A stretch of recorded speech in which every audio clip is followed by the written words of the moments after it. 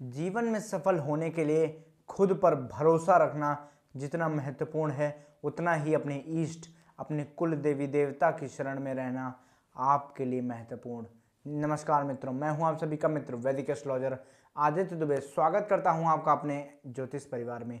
आज का ये ज्योतिष का प्रोग्राम मीन राशि के लोगों के लिए बहुत विशेष होने वाला है, जब शनिदेव सूर्यदेव के साथ गोचर करने वाले हैं। 13 फरवरी से लेकर 14 मार्च तक का इस समय, जब शनि कुंभ राशि पर विराजमान है और सूर्यदेव भी कुंभ राशि पर विराजमान हो जाएंगे। ये सूर्य शनि की युति आपके लिए क्या बड़े धमाके लेकर आने वाली है, आपके जीवन पर क्या बड़े परिवर्तन लाने वाली है। जब आपके जीवन का प्रकाश और आपके जीवन का अंधकार आपस में मिल जाएगा, तो आप किस तरह से इस समय पर अपने जीवन को आगे देखते हैं, सब कुछ इस ज्योतिष प्रोग्राम में हम आपको बताने वाले हैं। तो अगर आपके भी कोई सुझाव है, आपके भी कोई प्रश्न हैं, तो आप हमें कमेंट बॉक्स में कमेंट कर सकते हैं। इस ज्योतिष प्रोग्राम को आगे बढ़ाने से पहले श्री राम लला के चरणों में प्रेम भरा जयकारा बोले, जय श्री राम।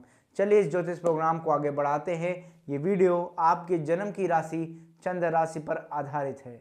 ग्रह गोचर स्थितियों में शनिदेव आपके द्वादश भाव पर गोचर कर रहे थे और सूर्यदेव भी अब आपके द्वादश भाव पर गोचर करने वाले हैं 13 फरवरी से लेकर 14 मार्च तक। ये वो समय है जब ये सूर्य शनि की युति आपके जीवन में बड़े विस्फोट कर सकती है। देखिए, सूर्य आपके लिए आपके व्यक्तित्व के कारक हैं, आपकी जीवात्मा है। सूर्य आपके जीवन का प्रकाश है। वहीं पर शनि जो कि आपके लिए कर्म कारक ग्रह है और आपके लिए इस समय पर आपके जीवन का अंधकार, आपके लिए आपके रोग के कारक हैं।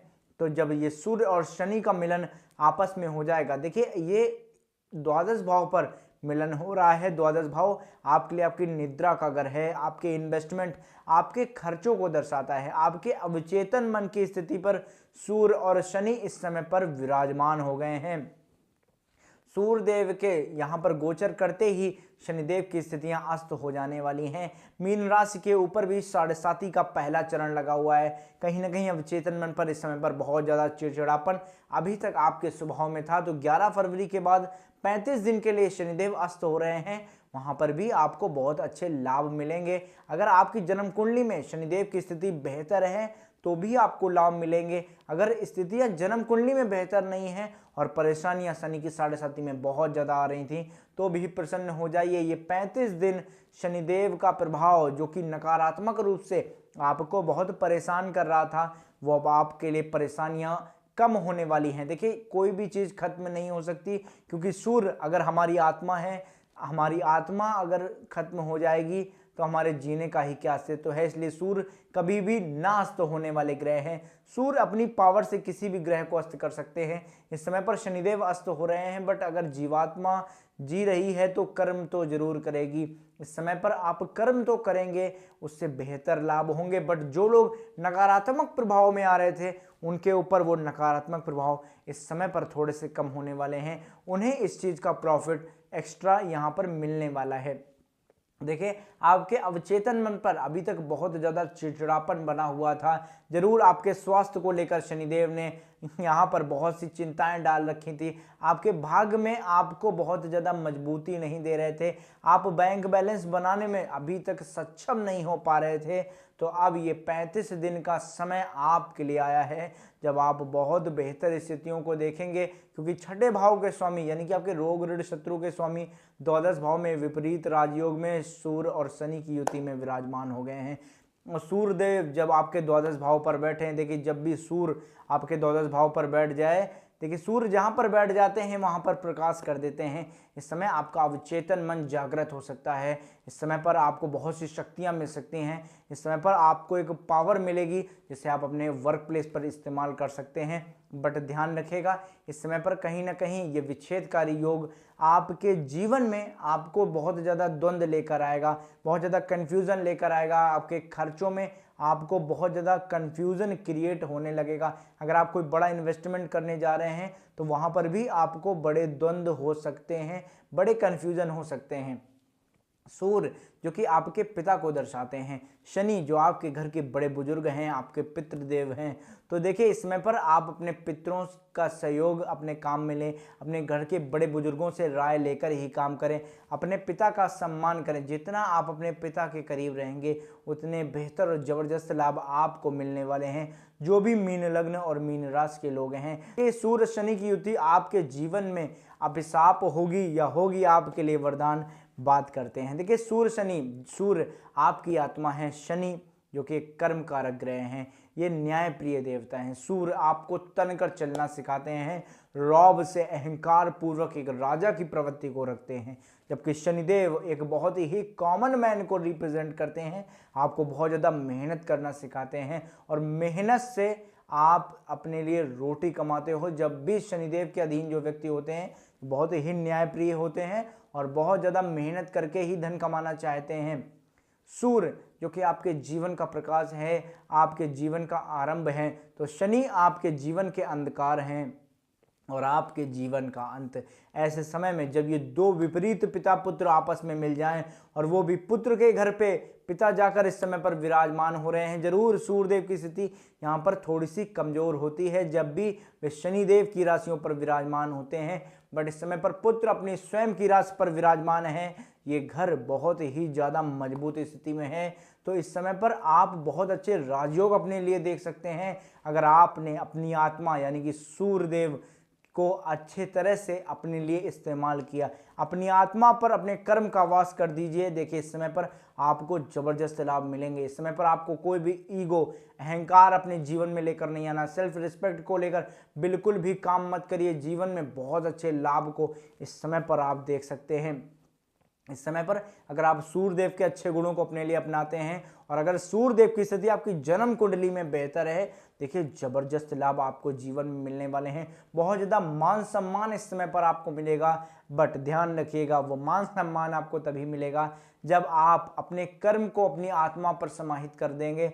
मतलब कि आप मान सम्मान के लिए काम नहीं करेंगे, काम से आपको मान सम्मान यश प्रतिष्ठा मिलेगी। इतने ज़्यादा मेहनत, इतना ज़्यादा कर्म, इतना ज़्यादा तेज इस समय पर आपके अंदर होगा क्योंकि आपका अवचेतन मन इस समय पर उजागर हो गया है। जरूर स्वास्थ्य में इस समय पर आपके लिए परेशानियां आ रही होंगी क्योंकि छठे भाव पर शनि की दृष्टि है, सूर्य की दृष्टि है, दो क्रूर ग्रह आपके छठे भाव पर दृष्टि डाल रहे हैं। कहीं ना कहीं थोड़ी सी परेशानियां आ सकती हैं, बट शनिदेव के अस्त होने के कारण ये परेशानियां आपके लिए बहुत जल्दी हल भी हो जाएंगी। देखिए अगर अभी तक आपको धन को कमाने में बहुत ज़्यादा समस्याएं आ रही थी तो वो समस्याएं आपके लिए कम होने वाली हैं। बहुत अच्छे से इस समय पर आप धन का संचय कर सकते हो। वाणी आपके विशिष्ट तौर पर अच्छी हो जाएगी। अगर आप किसी भी तरीके की कंफ्यूजन में आए अपने इन्वेस्टमेंट को लेकर, अपने खर्चों को लेकर या जीवन में किसी भी उलझन को लेकर, या आप बहुत ज़्यादा बीमार हों तो अपने बड़ों की राय लें, अपने गुरुओं की राय लें, जिससे आपको अच्छे लाभ मिलेंगे। देखिए अगर आपके ऊपर किसी भी तरीके का ऋण चल रहा है तो इस समय पर आप भरपूर कर्म को करिए।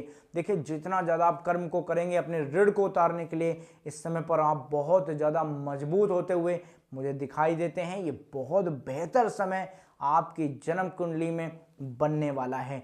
और अगर आपके कोई शत्रु इस समय पर आपके साथ कोर्ट केसेस में हैं तो वहाँ पर आपको ध्यान रखना है। इस समय पर आपको लड़ाई झगड़े नहीं करने, कलेश की स्थितियों को कम से कम रखना है। अगर इस समय पर आपसे कोई बहुत ज़्यादा ऊपर बोलता है, आपके मान सम्मान को ठेस पहुँचाता है, तो आप काम से उसका जवाब दें। आप अगर मुंह से या हाथापाई करके उसका जवाब देने लगेंगे, लड़ाई झगड़े करेंगे, कोर्ट कचहरी में जाएंगे, तो जरूर इस समय पर आपके जीवन में उलझनें आ सकती हैं। भाग्य आपका इस समय पर साथ दे सकता है। अगर भाग्य से अभी तक आपको कुछ नहीं मिला तो ये वो समय आपके लिए आएगा। 11 फरवरी से लेकर 14 मार्च जीवन आपका इस समय पर बहुत बेहतर होने वाला है। देखिए जब भी गोचर स्थिति में या आपकी जन्म कुंडली में सूर्य और शनि की युति बन जाए तो ये पितृदोष का निर्माण करती है। ऐसे में अगर आपके पिता से संबंध अच्छे नहीं हैं, यानी कि ये स्थिति अगर अच्छे भावों पर आपके लिए नहीं बनी, तो ये पितृदोष आपके लिए आपके बहुत बड़े नुकसान का कारण बन सकता है। आपके पिता से आपके संबंध खराब कर सकता है, आपके पितृ आपसे नाराज हो सकते हैं। और ये पितृदोष जब जन्म कुंडली में होता है तो कोई भी कार्य बिना रोक टोक के पूरा नहीं होता, काम में बाधाएं आने लगती हैं, बनते बनते काम आपके बिगड़ने लगते हैं। तो इस समय पर अगर आप अपने लिए बेहतर और अच्छे लाभ को चाहें तो ज़रूर अपने पिता का सम्मान करें, अपने पितरों के लिए दान करें, अच्छे से अच्छे लाभ को देखेंगे। गंगा स्नान इस समय पर करें। आप अपने नहाने के जल में पर डे गंगा जल मिलाकर स्नान करना आरंभ कर दीजिए। देखिए जीवन में इस समय पर आप बहुत अच्छे लाभ को देखने वाले हैं। देखिए अगर आपकी सूर्यदेव की दशाएं चल रही हैं, शनिदेव की दशाएं चल रही हैं, महादशा चल रही है, अंतर्दशा चल रही है, प्रत्यंतर दशा चल रही है, तो आपके जीवन में ये बहुत बड़ी तरह से फलित होने वाला है। ये सूर्य शनि की युति आपके जीवन में बड़े धमाकों को लेकर आई है। ये बड़े से बड़े राजयोग को छोटा कर सकती है अगर आपने अपनी आत्मा पर इस समय पर कर्म का वास कर लिया, क्योंकि आपका अवचेतन मन इस समय पर बहुत ज़्यादा मजबूत है। या इस समय पर आपको बहुत ज़्यादा नींद नहीं आएगी। इस समय पर आपका मन काम करने में ज़्यादा लगने वाला है। इस समय पर आपने मान सम्मान के लिए, प्रतिष्ठा के लिए इस समय पर अपने जीवन में लड़ाई लड़ सकते हो। ये वो समय मीन राशि, मीन लग्न के लोग, जब आप अपने जीवन में बहुत बेहतर लाभ को देखोगे। उम्मीद करता हूँ आपको वीडियो पसंद आया होगा। वीडियो पसंद आया हो तो वीडियो को लाइक करिएगा, चैनल को सब्सक्राइब करिएगा, ज़्यादा से ज़्यादा वीडियो को शेयर करिएगा ताकि हमें आपका प्यार मिल सके। बहुत छोटा सा उपाय है, करिएगा, आपको बहुत ज़बरदस्त लाभ होंगे। देखिए आपको पर डे नहाने के जल में गंगा जल मिलाकर स्नान करना है और सोमवार के दिन आपको तांबे के लोटे में गंगा जल और थोड़े से काले तिल मिलाकर भगवान शिव के शिवलिंग पर समर्पित कर देने हैं। और पर डे आपको कम से कम 108 बार रात में सोने से पहले ओम नमः शिवाय मंत्र का जाप करना है। देखिए ये करना आरंभ कर दीजिए, जीवन में बड़े अच्छे लाभ को आप देखेंगे।